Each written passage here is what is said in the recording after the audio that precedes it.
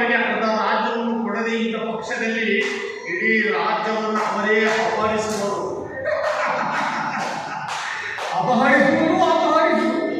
ಅಪಹರಿಸುವುದೇ ಅಲ್ಲವೇ ನಿನ್ನ ಮತ್ತು ಆ ಪಾಂಡವರ ಕಾಯಕ ಅಲ್ಲ ಕೃಷ್ಣ.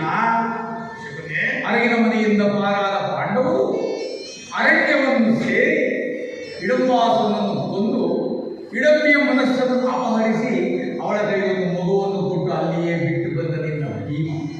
ಇನ್ನು ಅರ್ಜುನ ಫಲ್ಗುಣ ಪಾರ್ಥ ಕಿರೀಟಿ ವೇದವಾಹನ ಧನುಂಜಯ ವಿಜಯಾಗಿ ಮೂರು ಲೋಕದ ಗಂಡ ಎಂದು ದಶನಾಮಾವಳಿಗಳನ್ನು ಪಡೆದಿರ್ತಕ್ಕಂಥ ಆ ನಿನ್ನ ಪ್ರಿಯ ಮಿತ್ರ ಪ್ರಾಂಸಕ ಅರ್ಜುನ ಮತ್ಸ್ಯಯಂತ್ರವನ್ನು ಭೇದಿಸಿ ದ್ರೌಪದಿಯನ್ನು ಅಪಹರಿಸಿಕೊಂಡು ಬಂದು 5 ಜನರು ಹಂಚಿಕೊಂಡಿದ್ದು ಸಾಲದೆ ನಿಮ್ಮಣ್ಣ ಬಲರಾಮದೇವರಿಗೆ ಚಳ್ಳೆ ಹಣ್ಣನ್ನು ತಿನ್ನಿಸಿ ನಿನ್ನ ಸಹಾಯದಿಂದ ಸುಭದ್ರೆಯನ್ನೇ ಅಪಹರಿಸಿಕೊಂಡು ಬಂದ.